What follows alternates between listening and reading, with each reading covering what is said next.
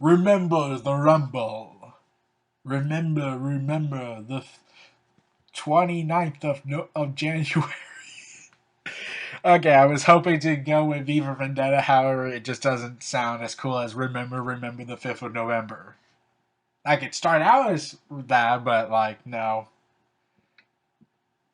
Like, the January part just kills it.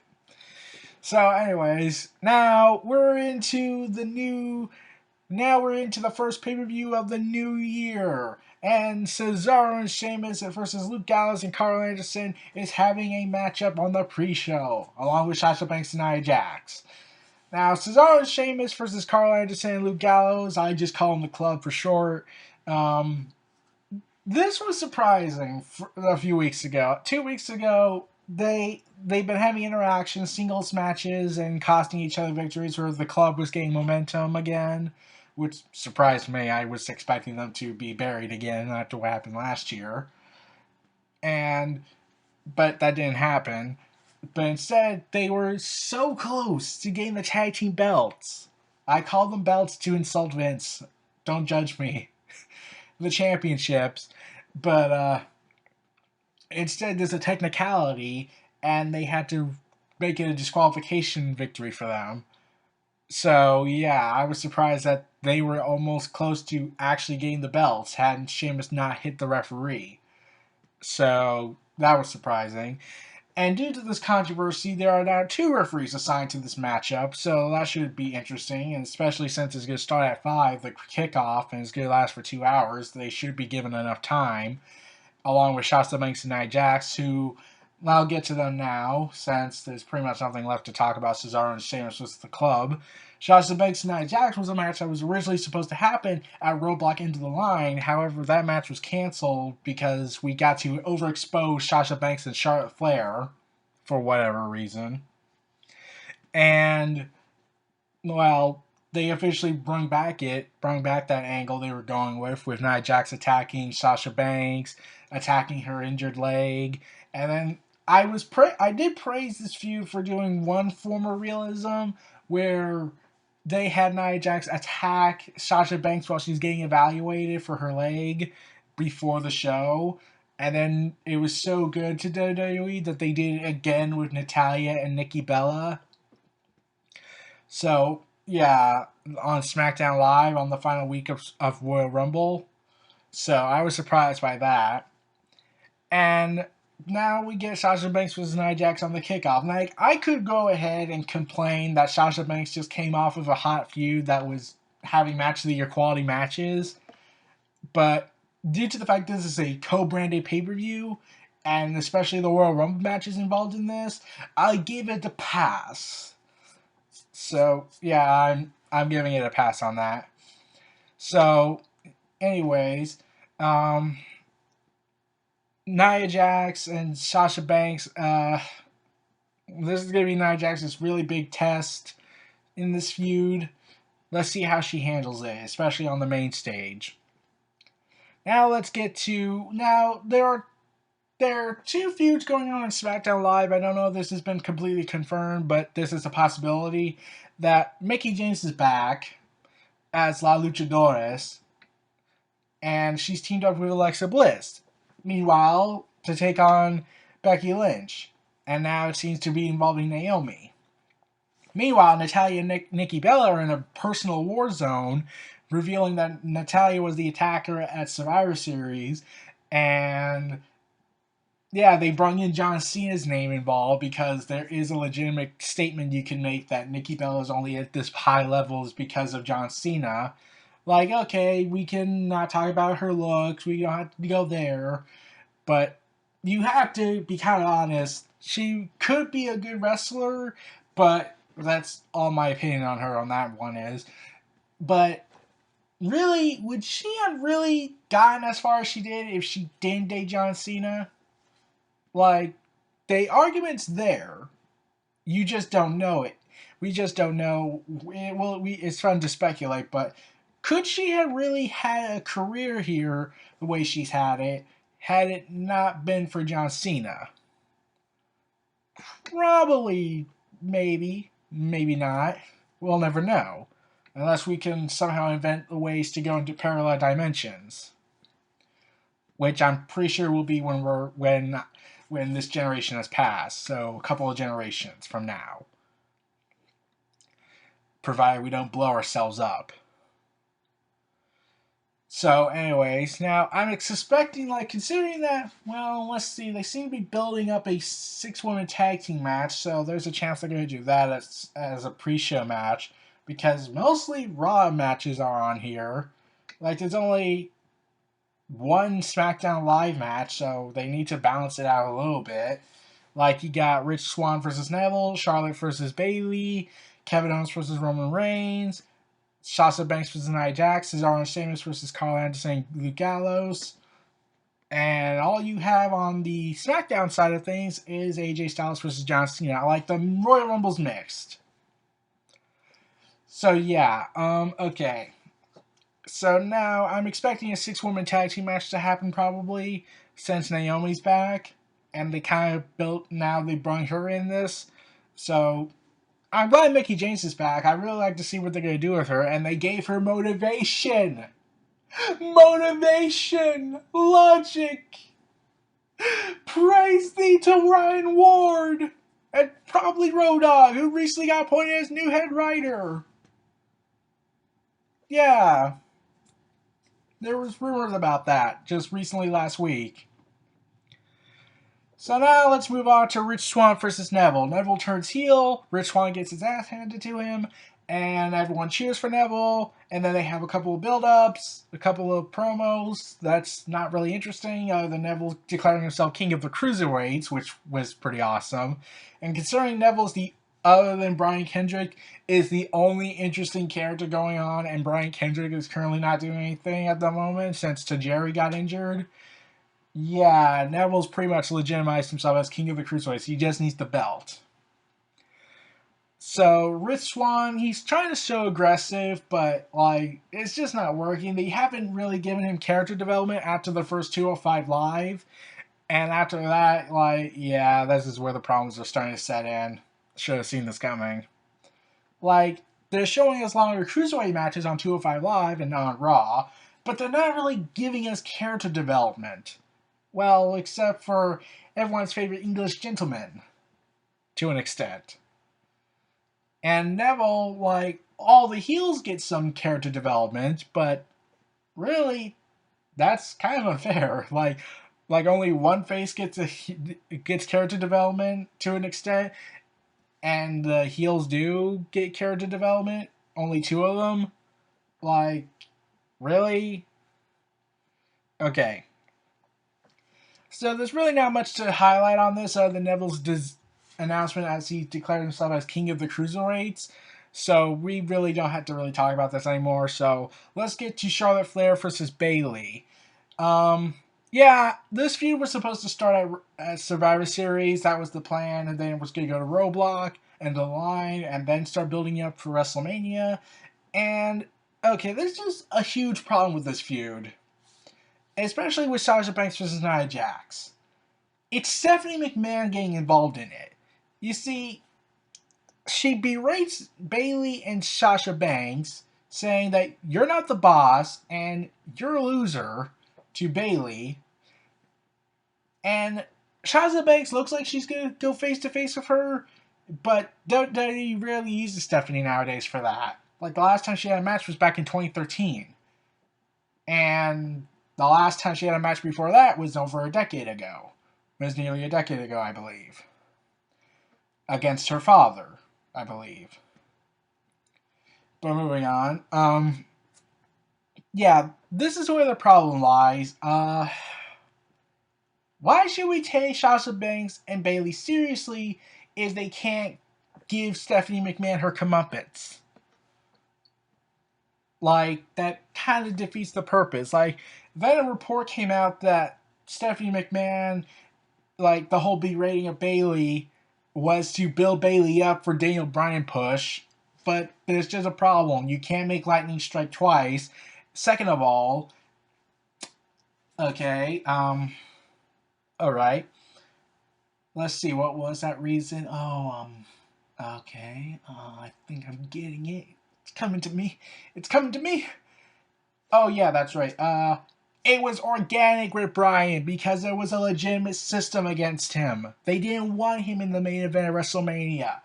Whereas Bayley, she's going to be in a big match. She's going to win the women's title.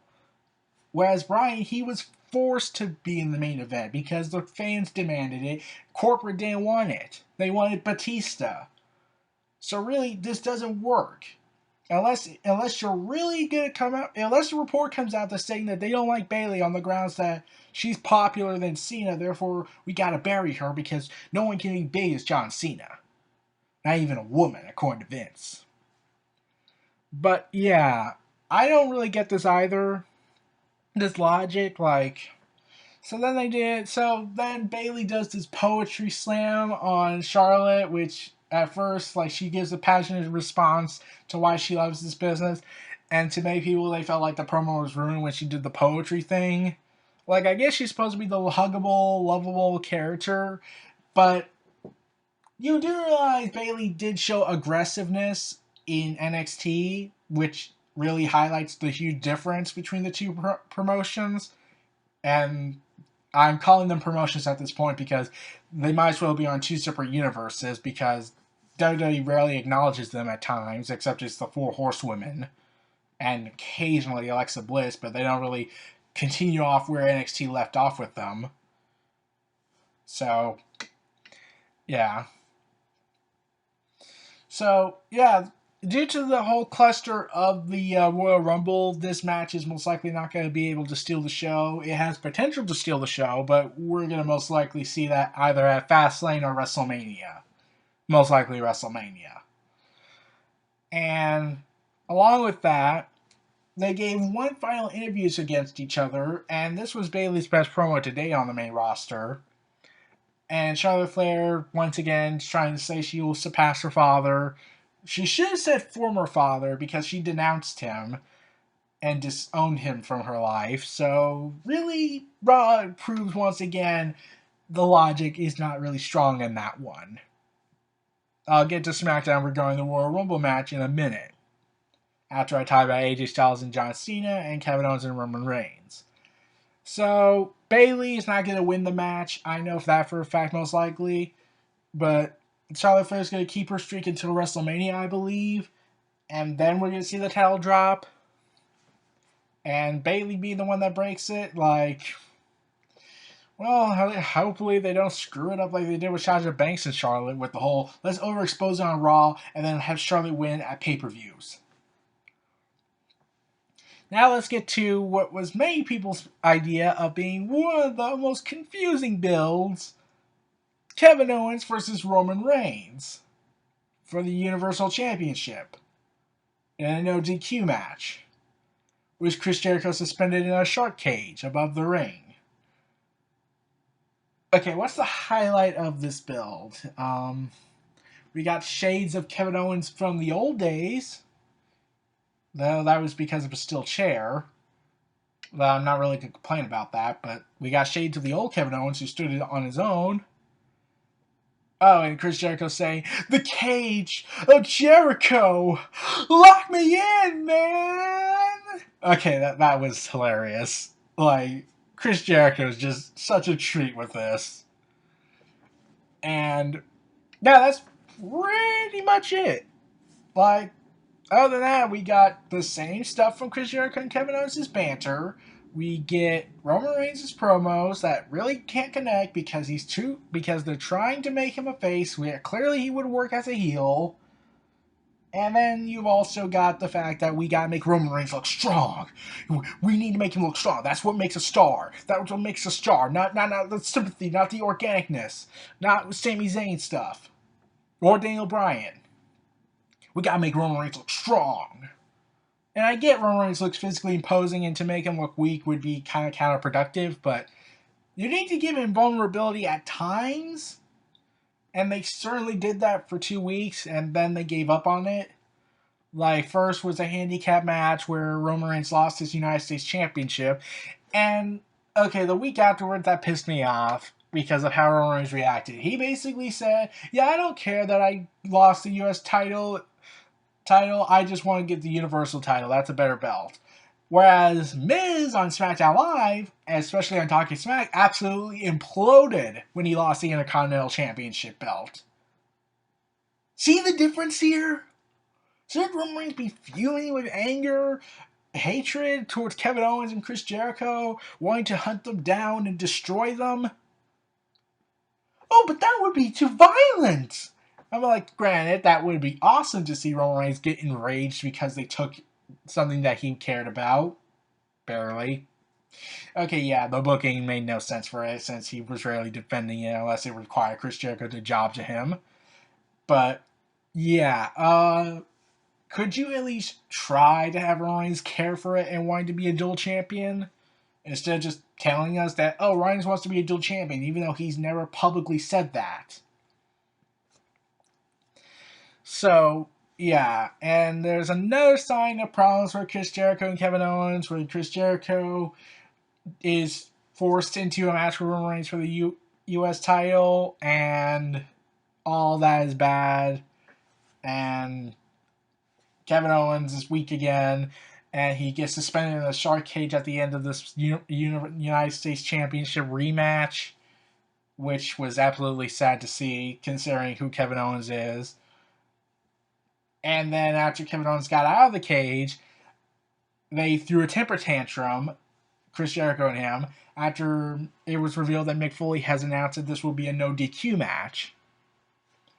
So, yeah, I'm pretty sure Chris Jericho will factor into this. Like, it was obvious enough as it is, but this made it more like, okay, you just had to paint the words involved in the match eventually.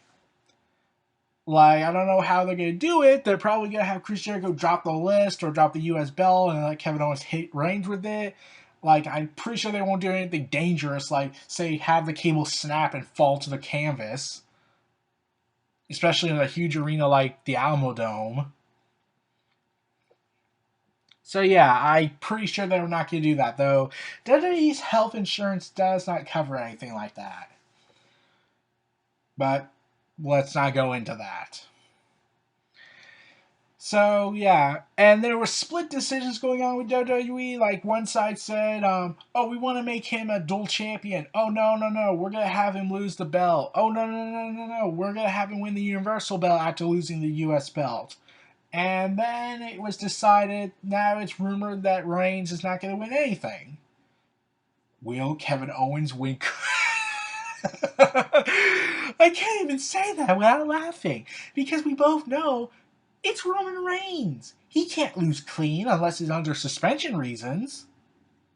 But Roman Reigns is a hero to the kids, even though the kids hate him for some reason. Okay, yeah, WWE just give up at this point. Like, just turn the guy heel. Like, someone who hasn't watched wrestling. Leon Thomas, a Renegade Cut, in a long time from what I read on Twitter when he was talking about this, said that he hasn't watched in a while. And he said, saw this guy, he's getting a lot of boos, turn him heel? Like, someone who hasn't watched the show and doesn't know what's going on in years knows that turn this guy heel.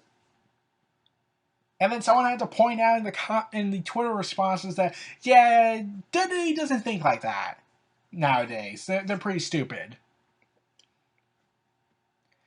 And now let's get to AJ Styles versus John Cena.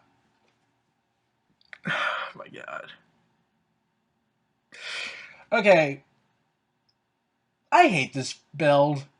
It's probably the worst thing I've ever seen. Like, you can make the argument Roman Reigns and Kevin Owens was worse, but mostly because John Cena is supposed to be this good guy, and AJ Styles is supposed to be the bad guy, yet it feels like it's reversed.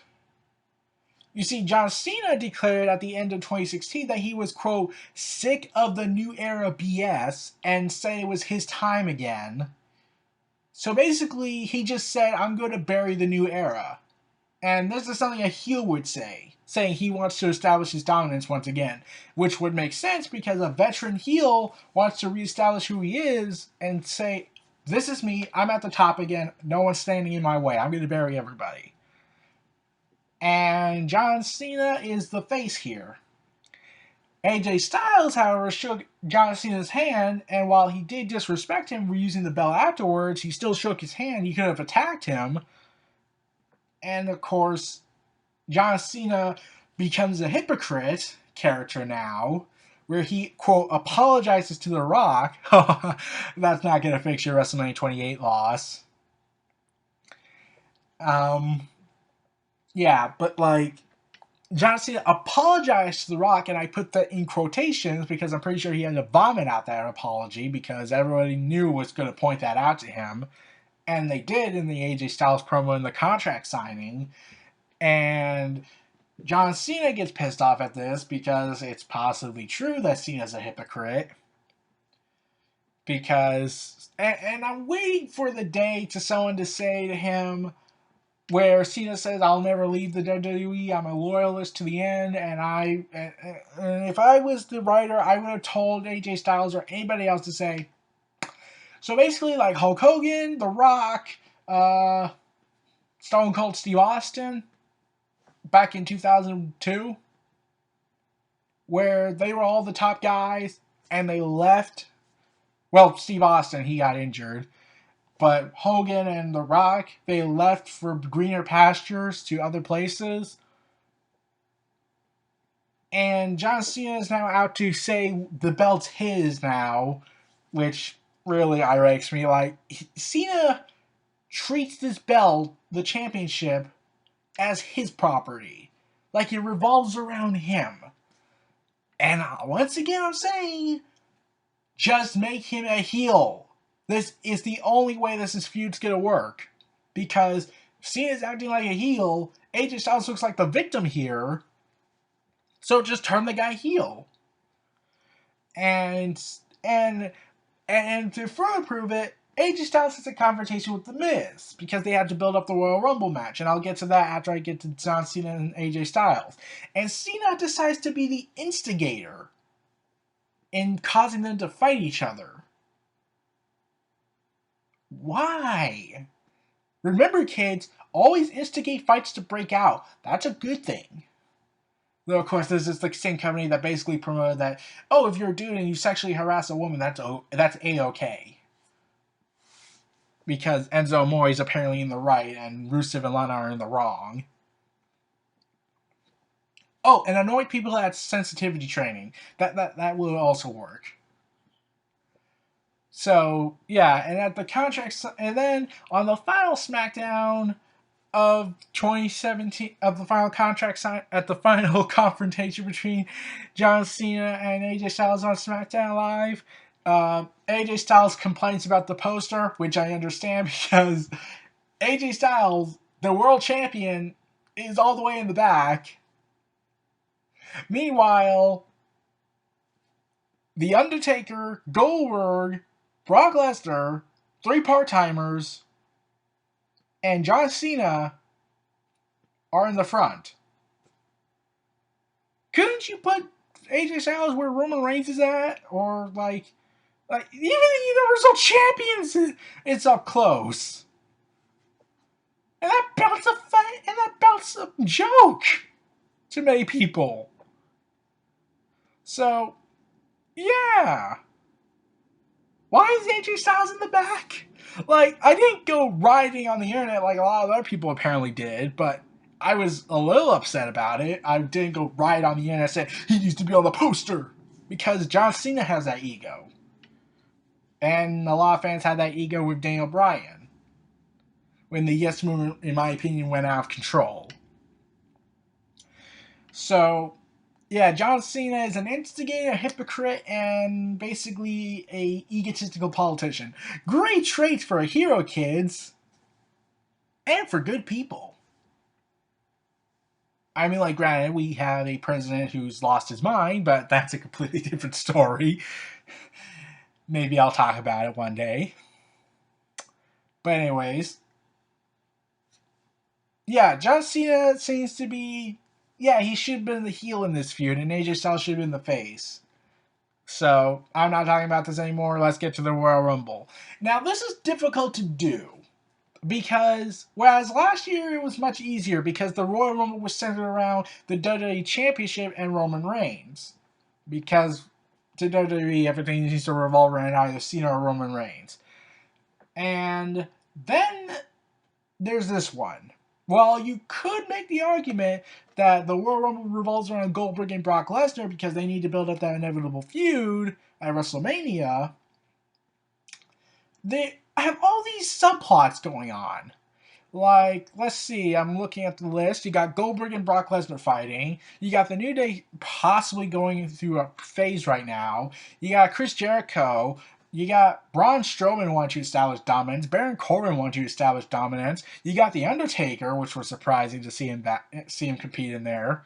You got Dean Ambrose and The Miz feuding. You got Dolph Ziggler with his heel turn. Oh, and let me go to Dolph Ziggler for a sec. Let me go off topic on this. It sort of relates. Yeah, he threatened to kill Jerry Lawler. In a death angle again. Well, I wouldn't say it was a death angle because no one died when they referenced the heart attack, but I call it a death angle nonetheless because he could have died.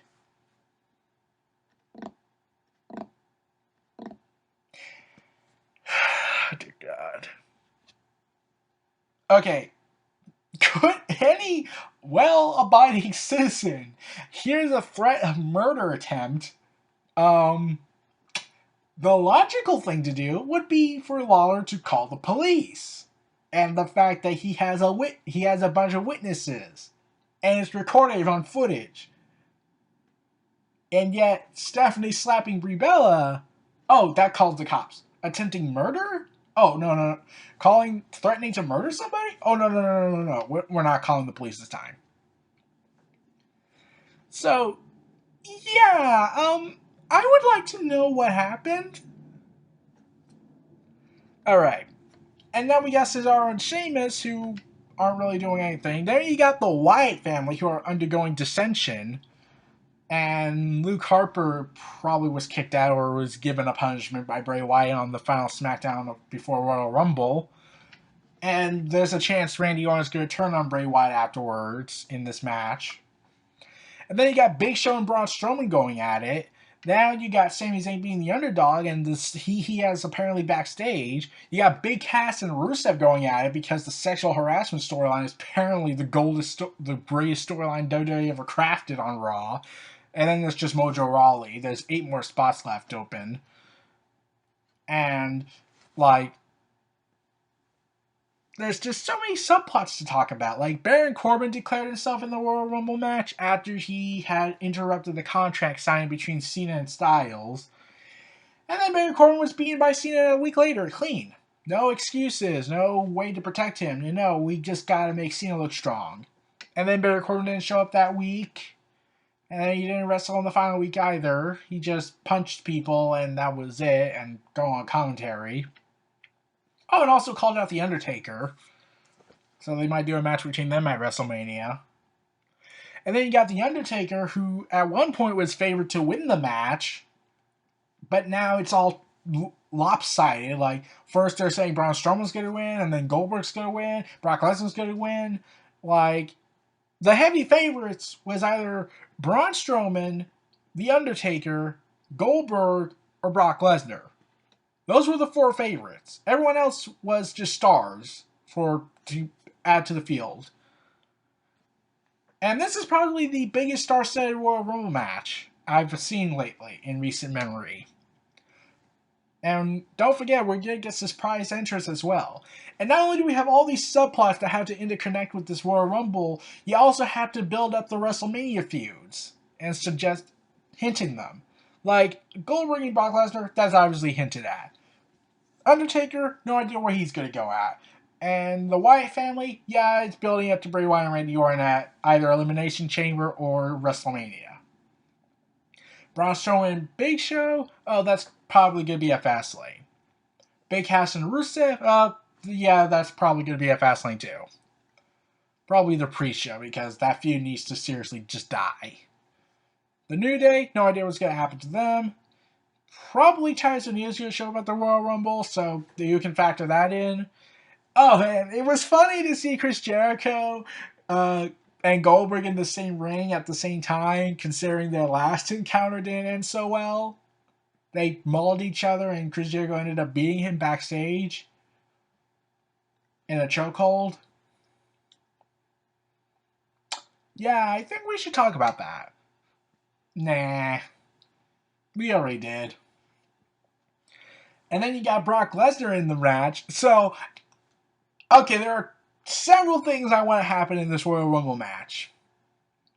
Chris Jericho is in the same ring with Brock Lesnar and Goldberg, who he has beef with in real life. Chris Jericho and him and Brock Lesnar had a beef back at SummerSlam when Jericho was wondering whether or not he screwed up big time by injuring Orton intentionally. And then Brock Lesnar took offense to that, thinking that Chris Jericho didn't like the match. And they got face to face, so you could add storyline to that. And then there's the history of Goldberg and Chris Jericho that practically writes itself. So imagine if both of them all of them are in the same ring together. Like, that would be hilarious. And obviously, I'm pretty sure The Undertaker's going to make it to the finals. So, let's not go. So, let's be honest with that.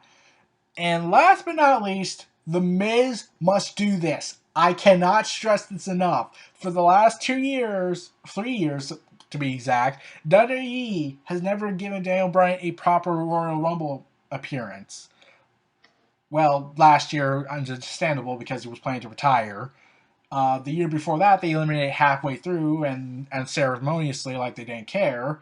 And the previous one before that, they didn't let him compete at all. So this is the gold mine of an opportunity to get heat. The Miz enters the Royal Rumble playing Daniel Bryan's theme music. Do it, WWE. That is a guarantee heat for The Miz. Like, The Miz is a pro at getting heat, but this would send him to the stratosphere of heat. Especially since The Miz and Daniel Bryan's program has been going on for months now, and they just recently had another interaction on the final SmackDown.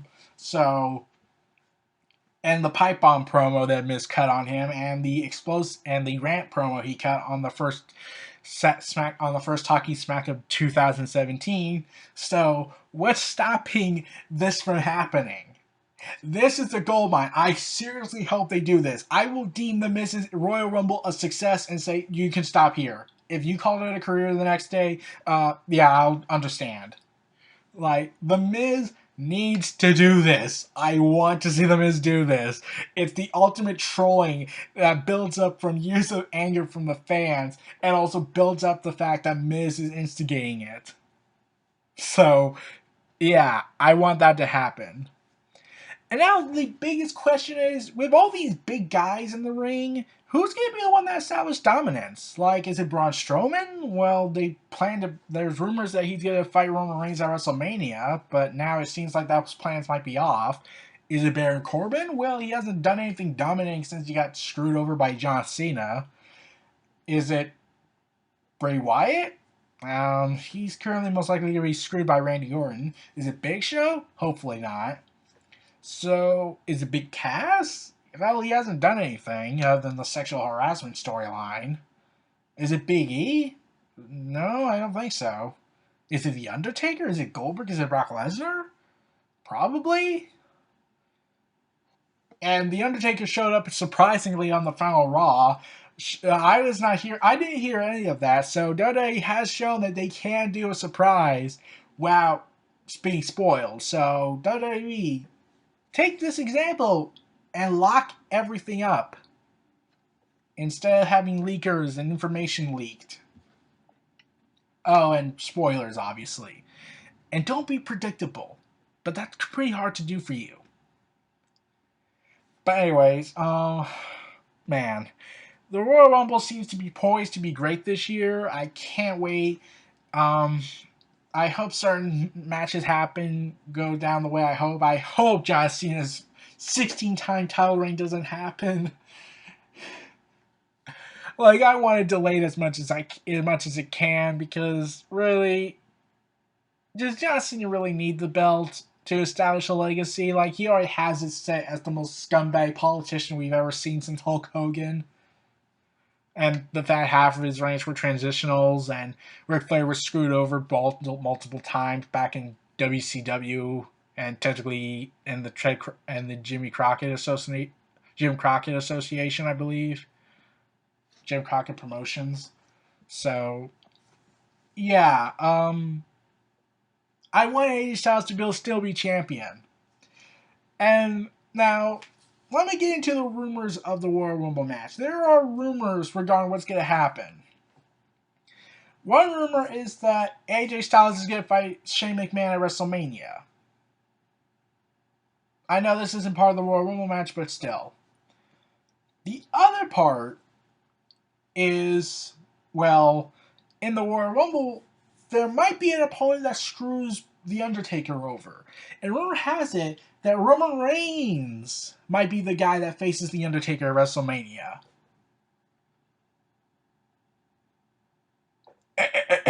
Vince, I think you're a complete dumbass for doing that.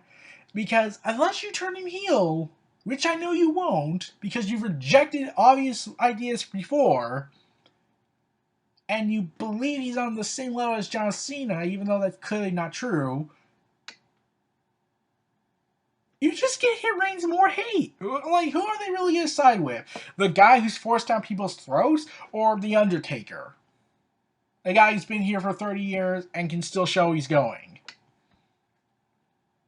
Oh, and there's also Seth Rollins and Triple H's feud. Seth Rollins was originally supposed to be in the Royal Rumble match, but he lost to Sami Zayn because Triple H kind of screwed him over. He wasn't there at the show, but still, he kind of screwed him over. And speaking of backstage heat for Sami Zayn, I'm pretty sure they're going to try to do something humiliating to him on the show. Because, for some reason, he has backstage heat. For something. They never said what. It's just something. And I'm wondering what that something is. In fact, it was reported that that's why they did the weird, goofy angle with him interacting with Reigns and Rollins to do the Shield thing. That was their reason. Like, haha, that will cheat Sami Zayn to do whatever he did? Why? That's your best comeback for whatever Sami Zayn did that probably provides that Kevin Dunn, had something to do with it? Alright. And now Seth Rollins, I'm pretty sure Triple H is going to get involved in this match probably, and then Seth Rollins is going to come in and eliminate him, and then they're going to build up Triple H versus Seth Rollins, finally! And, yeah, and I don't know what's going to happen with John Cena since Undertaker and Cena is now reportedly off, which is why I believe AJ Styles might have a chance to win. But, yeah, John Cena could still win this. But, and also, there are rumors swirling that Ty Dillinger might show up at the Royal Rumble as number 10. Get it? And Samoa Joe might show up. 2 NXT stars. And probably 1 legend. Yeah, most likely 1 legend and 2 NXT guys, probably. And that still leaves several more spots, so that could also give Triple H an opening. So, I'm curious as to know what's going to happen at the Royal Rumble match. I really hope they interlace all these subplots they have for it. I hope Kevin Owens is a dominant guy again. I hope AJ Styles retains. Everyone else is just fair game to me. So everyone, this was Neo Reality Entertainment. Feel free to like, comment, subscribe, and donate. Stay tuned for more.